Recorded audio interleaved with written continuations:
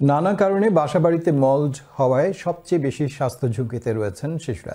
হতে পারে হাঁপানি সহ নানা রকমের রোগ, এমনকি মৃত্যু ঝুঁকিও রয়েছে।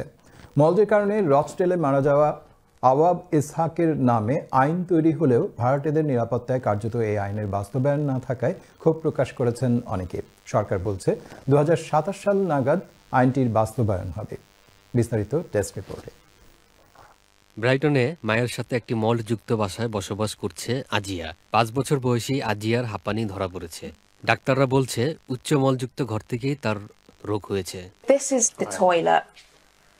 Oh wow, that's a lot of mold.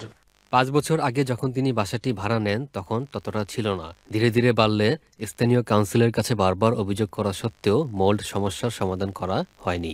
বাসার সকল দেওয়াল কিংবা আসবাবপত্রে পড়েছে মল্ড। So this is where it started, all on this front door. 2023 সাল থেকে আজিয়ার স্বাস্থ্য সমস্যা বাড়তে থাকে।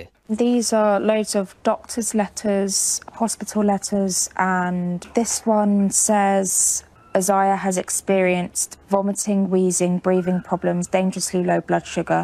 রচডেলের আওয়াব ইসহাক একই কারণে 2022 সালে রচডেলের বাসায় এই শিশুর মৃত্যু হয়। তার পিতা বারবার বিষয়টি নিয়ে স্থানীয় হাউজিং অ্যাসোসিয়েশনের কাছে জানালেও কেউ পাত্তা দেয়নি। মল্ডের কারণে আওয়াবের মৃত্যু হয়েছে এটি প্রমাণিত হলে ভাড়াটেদেরকে অনিরাপদ জীবনযাপন থেকে রক্ষা করার জন্য তার নামে একটি নতুন আইন তৈরি হয়। কিন্তু এই আইনটি এখনও কার্যকর হয়নি। দীর্ঘদিনেও আইনটি বাস্তবায়ন না হওয়ায় ক্ষোভ প্রকাশ করলেন আওয়াবের বাবা Faisal. Awab laws mean to me everything. Anyone is feel like their house is not safe and the council didn't do anything. I don't want it to be anyone going through the same when I went through, lose the child or lose someone. তবে সরকার ঘোষণা ভাড়াটেদের নিরাপত্তার জন্য আইনটি 2027 সালের October থেকে প্রয়োগ করা হবে। এনএইচএস ইংল্যান্ডের তথ্য অনুযায়ী ফুসফুসের খারাপ অবস্থা নিয়ে গত বছর 26,000-এর বেশি শিশু এবং বাচ্চাদের হাসপাতালে ভর্তি করা হয়েছিল। মাহমুদুল হাসান তুষার, ডেস্ক রিপোর্ট, চ্যানেল এস।